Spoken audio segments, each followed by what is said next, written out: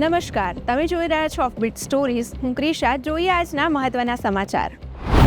ભારતે 2036ના ઓલિમ્પિક અને para Olympic ગેમ્સની યજમાની માટે ઔપચારિક રીતે પોતાની બિડ રજૂ કરી છે, જેમાં અમદાવાદે હોસ્ટ સિટી તરીકે પસંદ કરવામાં આવ્યું છે.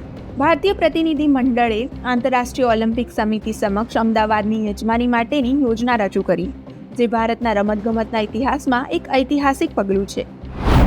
ભારતના સૌથી મોટા બે ઉદ્યોગપતિઓ અંબાણી અને અદાણીએ લાખો કરોડોના બિઝનેસને લઈને ઇંધણ રિટેલ સેક્ટરમાં ઐતિહાસિક ભાગીદારીની જાહેરાત કરી છે. આ ભાગીદારી હેઠળ રિલાયન્સની જીઓબીપી અને અદાણી ટોટલ ગેસ લિમિટેડ એકબીજાના રિટેલ નેટવર્કનો લાભ લઈ ઓટોમોટિવ ઇંધણનું વેચાણ કરશે.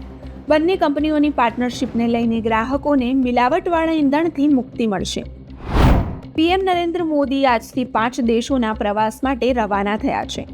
8 દિવસના આ પ્રવાસ દરમિયાન પીએમ મોદી પહેલા ઘાનાની મુલાકાત લેશે. પીએમ મોદીના ઘાના ઉપરાંત ત્રિનિદાદ, ટોબેગો, આર્જેન્ટિના, બ્રાઝિલ અને નામીબિયાની પણ મુલાકાત લેશે.